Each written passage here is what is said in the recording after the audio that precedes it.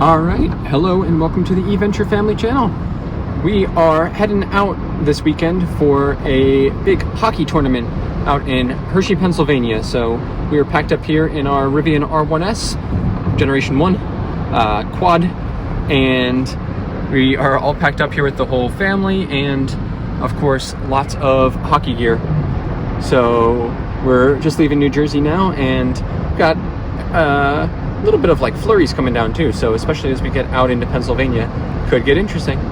So should be a fun little weekend trip. We have some interesting charging and electric adventures coming our way, so come along and let's drive.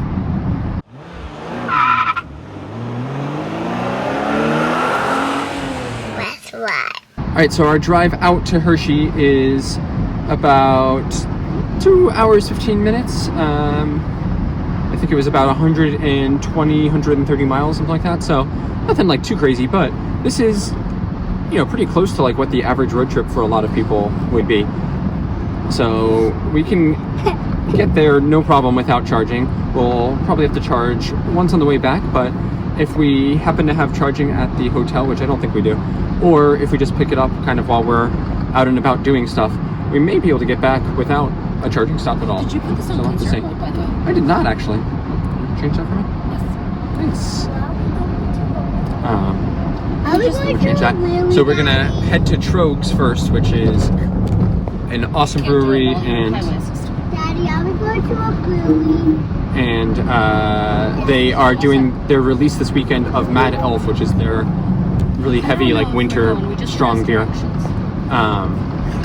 So they've got like some events and stuff for that, so I think we'll probably enjoy a bit of that. And right now we have no charging plan, we're just driving.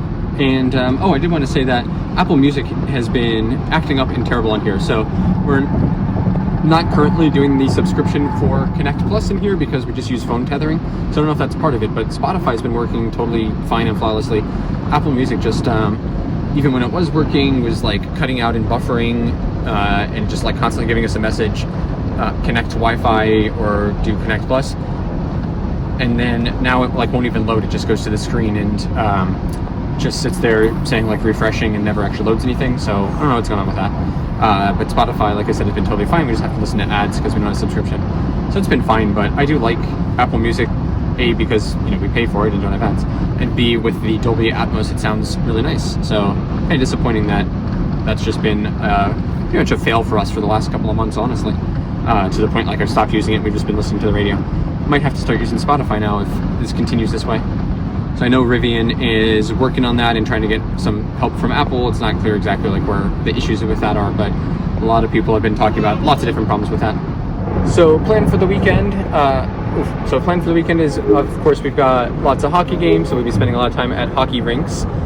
I don't think there's charging right at the rinks, but while we're in between stuff, we definitely plan to hit up Hershey Park for their Christmas light thing. I don't know if we'll have a chance to do this at all. If we do it, it'll probably have to be tonight, but there's also the drive-through Christmas light thing, which would be fun. One thing I didn't think to do with the Rivian, we have the outlets that we could use. A lot of people with R1Ts, since you have an outlet in the back, plug in Christmas lights and like decorate their car that way. Should have done that for ours. We could have put it up on the roof rails and figured out a way to plug it in here. So we could have done that. Oh well. And then we also want to head to Hershey Chocolate World, of course, for the little ride there and maybe pick up some stuff. And they do have lots of charging there, so we will almost certainly take advantage of that. And then I saw on the way home there is a EVgo at Pilot Flying J, which we've never used before and looks pretty cool. So we might do that, or I don't know, we'll just kind of see how things go. We also just passed a Tesla supercharger, and for the first time ever I saw a Polestar charging there. So cool to see that opening up for more and more people taking advantage of that. This is, of course, Thanksgiving weekend, so it's one of the like busiest road tripping times of the year. So this is always the time that things get stressed the most with charging, and when people tend to have like the biggest lines and waits and stuff. So especially now with it being open to more and more EV brands out there, it'd be interesting to see if we run into any challenges with that over the course of the weekend, especially if we are charging on Sunday on the way back home. But we shall see.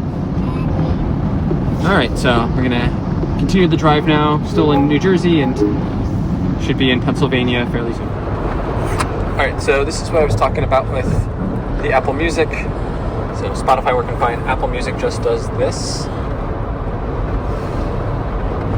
It's gonna work this time and make me a liar, isn't it? No, it just does this. It's there loading content the whole time. And other stuff works fine.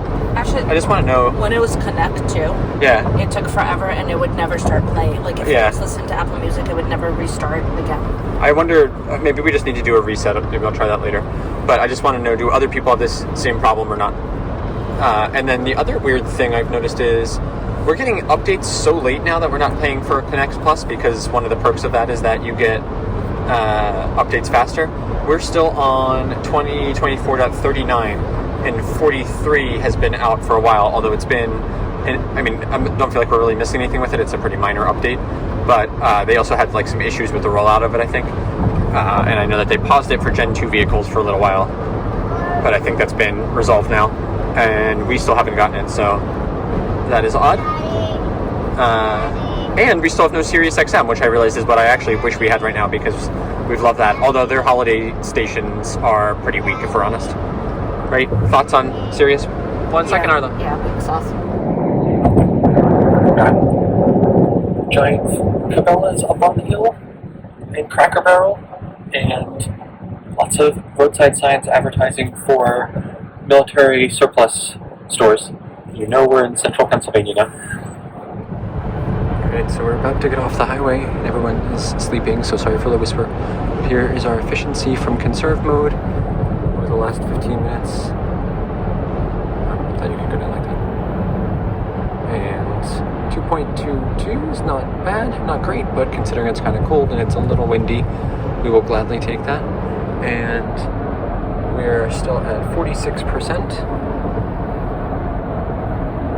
And so the estimate here has been pretty spot on.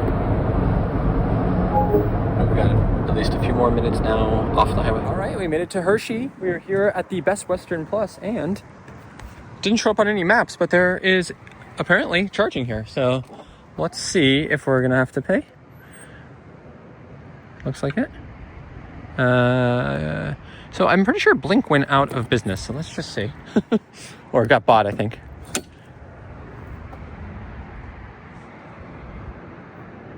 We'll just give that a second. Worst case, we'll do it. Let's see. What are the rates? 49 cents per kilowatt hour. It's fairly expensive. All right. Yeah.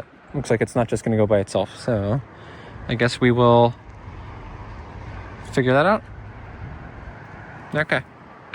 Let me figure that out and we'll get going. All right, well, our room wasn't ready yet, and by the time it took me to sign up in the app, which I'm pretty sure I had an account for already, but it wouldn't come up. And then I tried to do charge as guest, and it still made me fill in every single thing on there for an account, which is always annoying with these.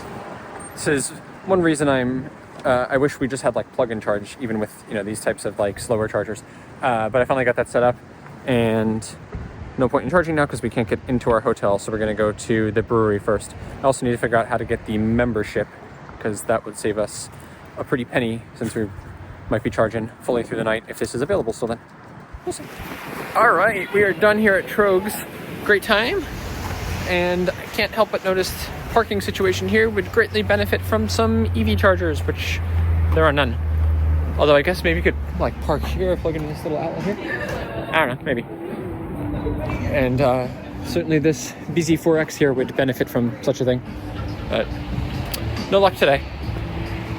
But great stop yet again. Oh, and we've got falling children. All right, well, we have decided we're going to do the drive-through sweet lights at Hershey Park here. So, Where's Rudolph? 2 miles straight of lights, and maybe we'll find an outlet we can plug into. Just kidding, we're fine. All of those lights. But this lighting is not flattering. Find Rudolph. Look who's back there. Where?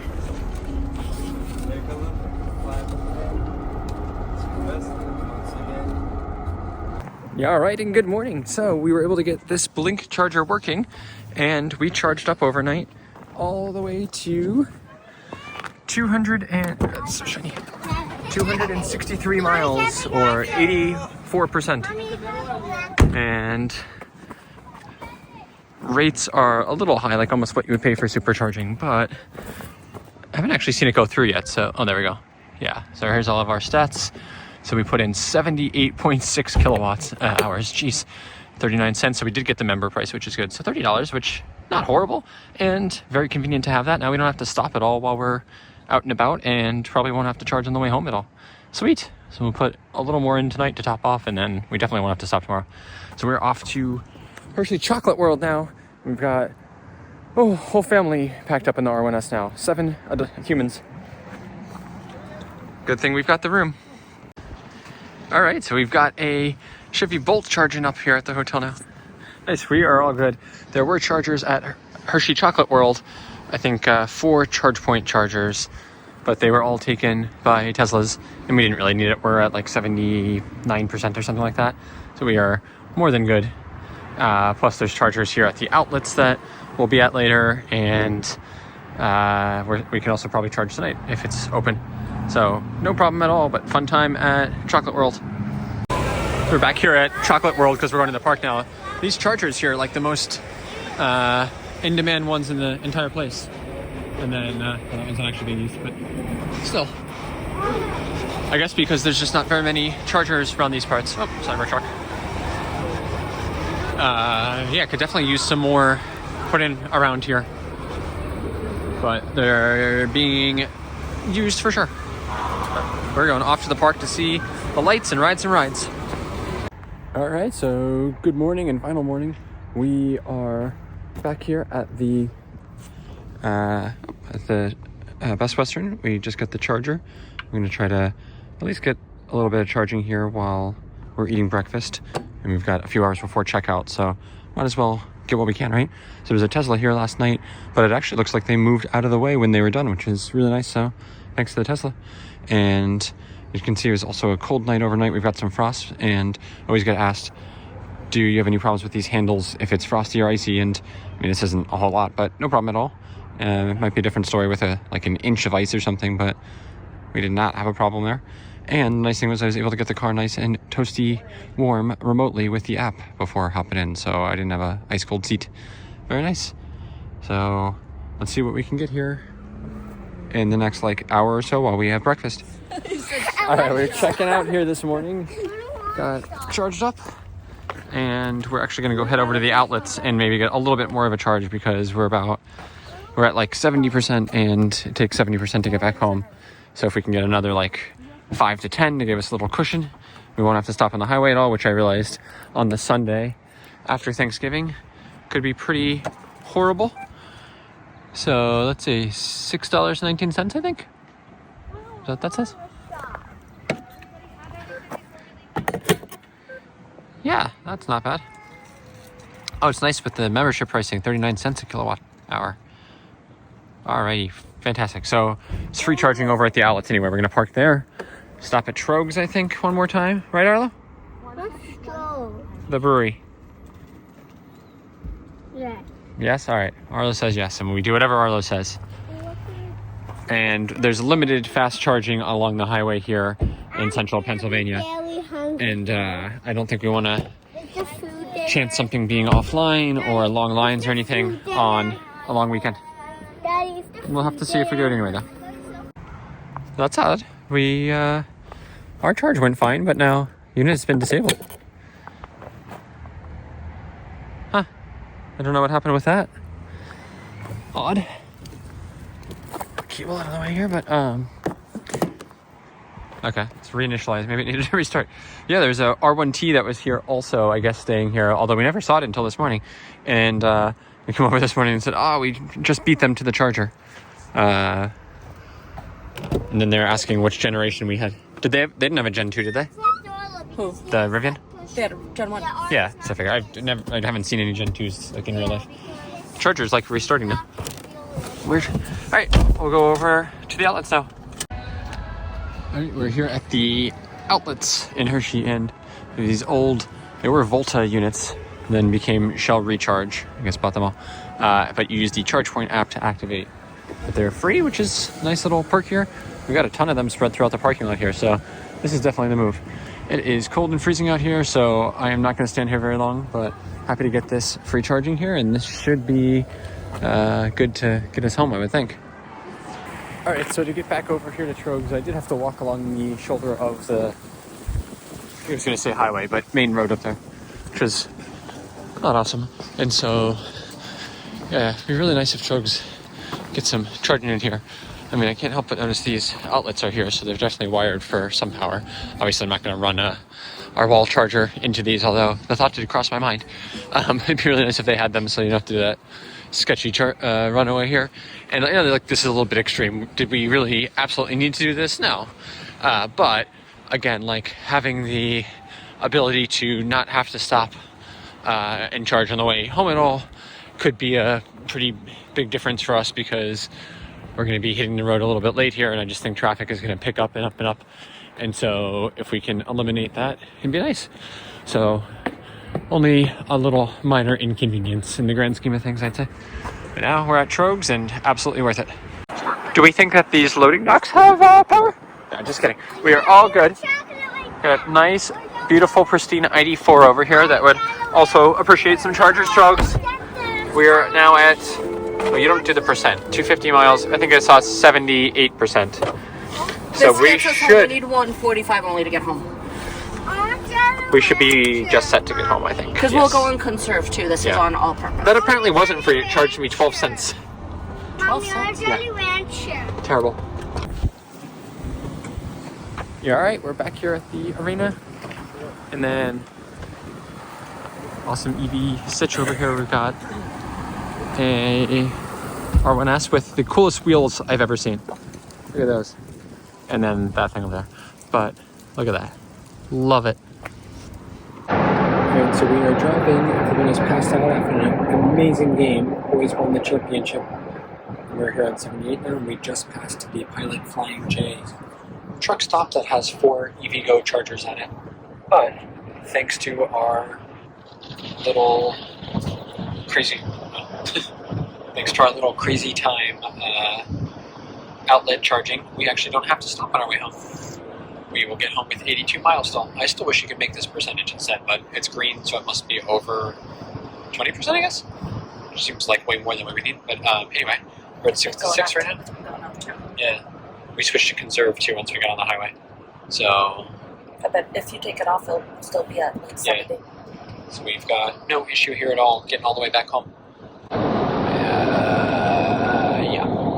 So we just went through Charlottesville, which I had to say because it makes me laugh because I'm 3 years old. And this is obviously Pennsylvania Dutch country, but most people don't know. It's not Dutch like Netherlands Dutch. It is Dutch like Deutsch, because apparently people can pronounce Deutsch, and it's actually German settlers that were here. Although the thing you never hear about is that it was a lot of like Czech and Hungarian and other Eastern European settlers too. They get no credit. Always forget us, Hungarians. But anyway, everything around here is like, you know, Pennsylvania Dutch antiques and furniture and stuff. And we didn't get a chance to do any of that, so we've definitely got to come back out here to Central PA for that. We also just passed a, is it Roush Mustang? Which I don't know how to pronounce out loud because I've only ever seen in video games before, but I guess it's like the custom tuning thing, and it made me think, are we going to get to a point eventually where there's like custom tuning houses for EVs? So I feel like Tesla would probably be the first one to, you know, get something external like that, just because they've got the biggest like third-party accessory manufacturing stuff. I'm surprised nobody's done it yet, but obviously, like, you know, you wouldn't be able to tune the same way you can with combustion engines. But what about, you know, different like motor mappings and tunings and stuff like that? Is that a thing that's possible? I don't know. Let me know. But I would also love to see more of the manufacturers doing kind of what Hyundai's doing with their N division, which, you know, of course they just took from like their combustion side, but they brought it to the EV space, and they're doing unique things there with like the N modes and the fake gear shifting and mapping and stuff in their EVs, which I think is, I don't know, I mean, actually I don't know what I think about it. I think it's cool that they're doing something different, and it's unique and makes you like interested in the brand and shows you that they're, you know, trying to do something on the performance side. And then like Rivian's got their performance little arm that they do things like the Pikes Peak climb vehicles in. It'd be cool if they have like, you know, kind of separate brand or like trim level, you know, beyond like the performance that was, I don't know, Rivian, you know, performance adventure sports or something like that. Or even if they went to the other side, I think the other thing they should do is like, was it BMW had was it Eddie Bauer or LL Bean? I always forget. No, LL Bean Subaru. But like one like that. I think Rivian should do Patagonia or REI. Just it's already got the, you know, kind of vibe with that, but they could definitely level it up and do like a super off-roady but, you know, comfortable type of thing. I think there's a lot of overlap of the like Patagonia, LL Bean customer base and the Rivian one. What do you think? I think as Rivian expands, you know, further into like more trim levels and stuff, what should they do? Do they go embrace more of like the off-roady side, or more kind of comfort and plushness? Yeah. I think that's the brand that they've started building already. Yeah. And the plushness I don't think that's. I don't mean plushness in terms of like, you know, Mercedes or something like that, but no, because I think Mercedes and BMW have that as pretty much a niche market, and there's not really an EV out where they need to go more the Jeep brand, right? Yeah, and take the market share from Jeep and Bronco before that happens, since they're dragging their feet. Yeah, let me know what you think. All right, so we're detouring off of 78 because there was an accident. We're driving through farmland on the border of Pennsylvania, New Jersey, and we've got our twin R1S up there in forest green. And with refracts. And with refracts. It's just like us. Rivian. I said first, Daddy. Okay, you win. Alright, we're not too far from home. We've been in a lot of stop and go traffic, so we came off of conserve mode and back onto all-purpose mode, which I don't know what the better strategy is, but we did all-purpose because at least when you're like stopping and going, you're regenning on all 4 motors instead of only 2 like conserve mode. Conserve mode just basically disconnects physically the rear two motors, whereas all-purpose just leaves all 4 on. But the downside with conserve with the 2 motors off is that you don't regen on them. So I don't know. I honestly think that aerodynamics and then the ride height makes a bigger difference with efficiency than the drive mode. But anyway,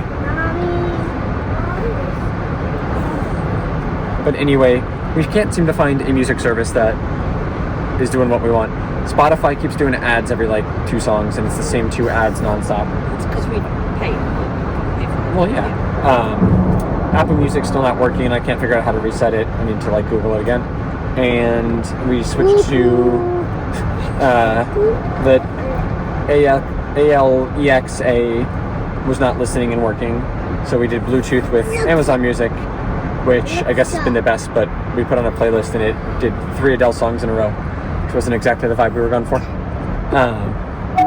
So I don't know, just nothing seems to be working. And then, highway assist, right? Yeah, is it's so hit or miss. It's starting to frustrate me. When it is working and stays on, it is fantastic. The lane centering is really good. It does have a hard time, like if you're going, you know, faster and the road tightens up. Seems to like struggle a little bit with that, but overall it is nice, and it just like takes some of the mental load out of driving, especially when you have like a frustrating drive like this. But I wish it would let you get a little bit closer to the car in front of you, because it always leaves too much space, especially in New Jersey. It does not do auto lane changes, which is a pain. And then in the Gen 2 it does auto lane changes though. And what else does it not do? And then the fact that like the road needs to be mapped, and there's something about like it needs to be exactly consistent with when it was mapped. So like anytime the road is shifted at all, or like the lines aren't exactly painted where it thinks they need to be, it just like gives up and it just starts dinging at you and freaking out, and you have to just take over, and then it waits a long time before to let you put it back on again. So that stuff is just annoying, and you almost can't like fully trust it, because you never know when it's gonna like just, you know, stop working on you. So it adds a little bit of a mental tax on you, which is unnecessary. But when it is working, good. So I feel like despite like all the promises with all of these big advances in the hardware and computational power and everything in Gen 2, from what I've seen so far, it looks like it's basically the exact same thing, just you get the auto lane changes in Gen 2, but even that I've heard is not so great. So, meh. I feel like our Super Cruise and our Chevy is a little bit better and more reliable, although still same downside there where it needs to be mapped roads. I don't understand why these ones can't just do like at least lane centering, even if the road is not mapped. And it's not like this is hands-free in the Rivian anyway, though the capacitive steering wheel is clutch and so much better than like a torque-based sensor one. So anyway, that's what we've got. Okay, so then so here's our drive. We are down to 87 miles, 28% state of charge. We are expected to arrive with 74 miles, and again, that's on all-purpose mode. And I did reset this on our drive back, so 2.28 miles per kilowatt hour, which is pretty good, all things considered. Yeah, it's pretty cool though. And it's that's true. Compared with 2.34, oh, that's higher than I would have thought. Overall here. All right, back home we are. Well, I hope you enjoyed this little vlog of our trip. Not like the biggest road trip ever, and I guess we didn't use any DC fast charging at all, but just goes to show sometimes you actually don't need it even for a fairly extensive trip like this. I mean, we did over 5, probably like almost 7 hours of driving if you include all of the local stuff too, and we managed to get by on all level 2 local AC charging. So really nice when you do have it, and goes to show like that's actually a lot of the infrastructure that we should be putting in places. It could have made an even bigger difference if we had been able to find it in more places like the brewery, or if they had more than one at the hotel. But still good enough that we got by. So hope this shows you that there are some options out there for doing EV road trips like this, even when you're going out into rural country, and really wasn't a big deal at all. So normalize EV road trips, right? All right, well with that, thanks so much for watching. Go Colts, and we'll see you out there for another electric adventure soon. Bye.